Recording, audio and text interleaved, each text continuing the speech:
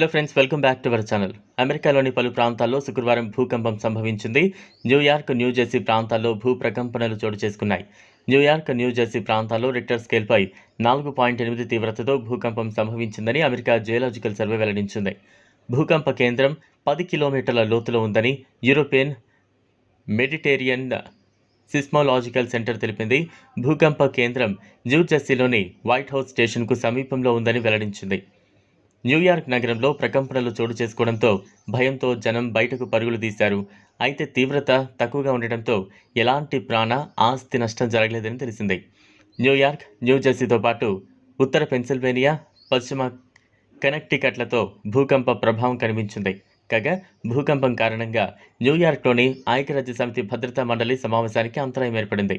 Israel, Hamas యుద్ధం కారణంగా గాజాలో ఏర్పడిన పరిస్థితులపై చర్చ జరుగుతుండగా ఈ భూ ప్రకంపనలు చోటు చేసుకున్నాయి.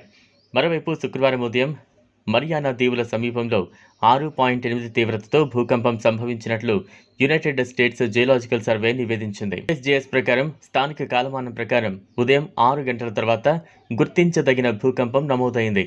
మరియానా ద్వీపం ఉత్తరాన అతిపెద్ద సైపాన్ మాగ్ దీవుల ప్రాంతంలో భూ ప్రకంపనలు చోటు చేసుకున్నాయి.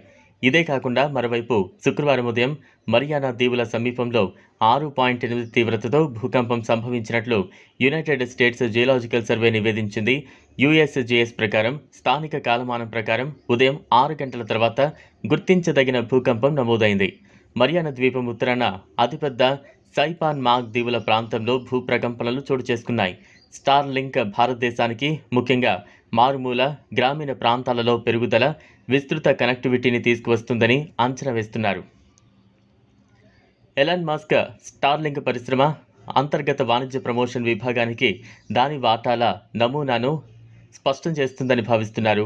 ఆ తర్వాత అది టెలికమ్యూనికేషన్స్ డిపార్ట్మెంట్ DOT నుంచి ఆపరేటింగ్ సర్టిఫికెట్ను పొందుతోంది.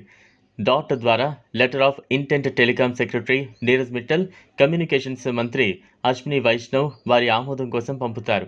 దీని తర్వాత శాటిలైట్ కమ్యూనికేషన్స్ వింగ్ నుంచి స్టార్లింక్ ఆమోదం జారీ చేయబడుతుంది.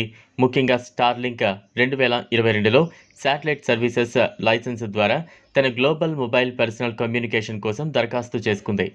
ఒకసారి మంజూరు చేయబడితే తర్వాత ఈ లైసెన్స్ను పొందిన భారతదేశంలో ఇది 3వ కంపెనీ అవుతుంది. చూసారు కదా ఫ్రెండ్స్, ఇది వాళ్ళ వీడియో. ఈ వీడియో కనుక మీకు నచ్చినట్లయితే లైక్ చేయండి, షేర్ చేయండి, ఛానల్ను సబ్స్క్రైబ్ చేసుకోండి. Thanks for watching.